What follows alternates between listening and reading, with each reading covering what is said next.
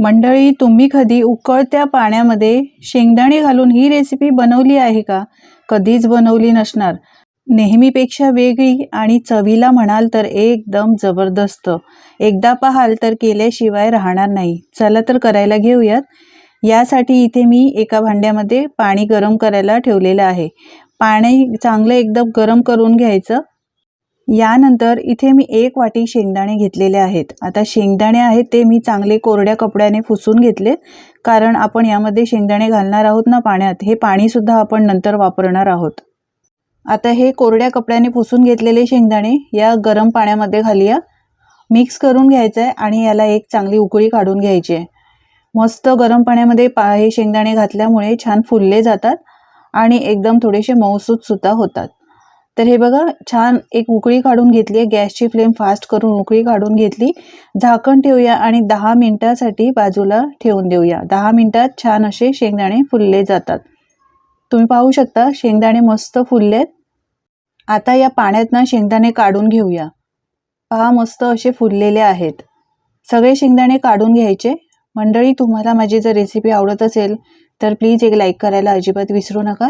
आणि तुम्ही कुठून ही रेसिपी पाहताय हे सुद्धा कमेंट करून मला नक्की सांगा, म्हणजे मी तुमचे आभार मानू शकेन. सगळे शेंगदाणे हे बघा काढून घेतलेत. गरम असतील तर थंड करून घ्यायचे. यानंतर इथे मी मिक्सरचं भांडं घेतलंय. यामध्ये थोडेसे सुक्या खोबऱ्याचे काप करून घातलेले आहेत. तुमच्याकडे सुकं खोबरं नसेल तर इथे ओलं खोबरं घालू शकता. मूठभर कोथिंबीर घालायची. यानंतर 2-3 हिरव्या मिरच्या, 5-6 लसूण पाकळ्या, 1 इंच आल्याचा तुकडा यामध्येच घातलाय. यानंतर 1 चमचा जिरं घालायचं आणि पाणी न घालता जाडसर आपल्याला हा ठेचा वाटून घ्यायचा.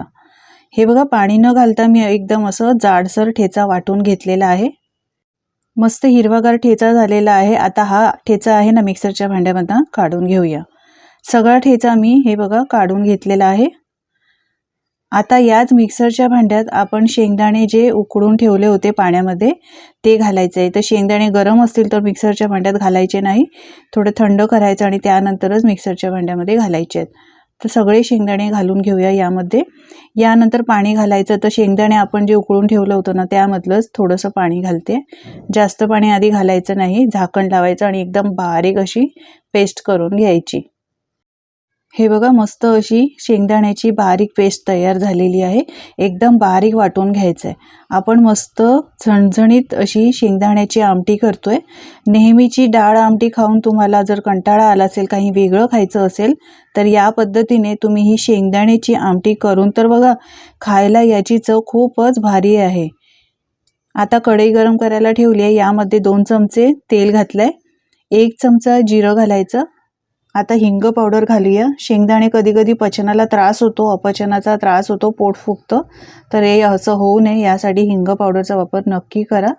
यानंतर कढीपत्ता घालायचा आहे आणि जो आपण ठेचा बनवून ठेवला होता ना तो ठेचा यामध्ये घालायचा आहे. ठेचा घालून छान असं मिक्स करून घ्यायचं आहे. 1-2 मिनटं छान हा ठेचा या तेलावर परतून घ्यायचा. या ठेच्यामुळे काय मस्त सुगंध येतोय, तुम्हाला काय सांगू. तुम्ही या पद्धतीने एकदा ही शेंगदाण्याची आमटी करून तर बघा, एकदा बनवून खाल्ली ना तर नेहमी अशीच बनवून खाल. छान हा ठेचा 1-2 मिनटं मी परतून घेतलेला आहे. यानंतर मिक्सरला वाटून ठेवलेली सगळी शेंगदाण्याची पेस्ट यामध्ये घालायची. आता ही शेंगदाण्याची पेस्टसुद्धा यामध्ये छान 2 मिनटं परतून घ्यायची आहे, म्हणजे याचा कच्चेपणा कमी होईल आणि ठेच्यामध्ये परतल्यामुळे याला स्वादसुद्धा खूप छान येईल. चांगलं असं व्यवस्थित मिक्स करून घेतलेलं आहे. आता यामध्ये आपल्याला पाणी घालायचं आहे. तर शेंगदाणे उकडून ठेवलेलं पाणी होतं ना तेच पाणी यामध्ये घालणार आहे. तर मिक्सरच्या भांड्यात मी पाणी घातलं आहे. आता तेच पाणी यामध्ये घालते. तुम्हाला आमटी कशी हवी, पातळ हवी, जास्त घट्ट हवी, त्याप्रमाणे तुम्ही यामध्ये पाणी घालू शकता. गॅसची फ्लेम मी फास्ट ठेवलेली आहे. आता आपण यामध्ये मसाले घालणार आहोत. सगळं मिक्स करून घ्यायचं. यानंतर मसाले घालूया. तर पाव चमचा हळद पावडर घातली आहे, 1 चमचा धणे जिरे पावडर आणि 1 चमचा गरम मसाला घातला आहे. आपण हिरव्या मिरच्या घातल्या होत्या त्यामुळे यामध्ये मी तिखट घातलेलं नाही.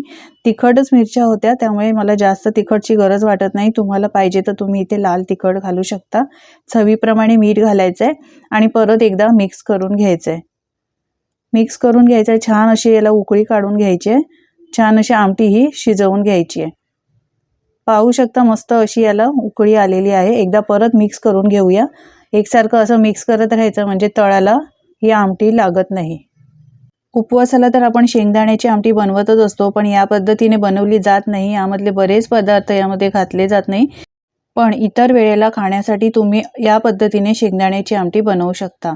आता या आमटीला छान चव येण्यासाठी यामध्ये मी थोडंसं गूळ घातलाय, ऑप्शनल आहे. तुम्हाला चालत असेल तर घाला, पण चव याला छान येते. याला छान मस्त अशी उकळी काढून घ्यायची आहे. मस्त अशी आपली शेंगदाण्याची आमटी तयार झालेली आहे. गॅस बंद करायचा आहे. बारीक चिरलेली कोथिंबीर घालायची आहे. करायला खूप सोपी आहे. खूप कमी साहित्यात बनते.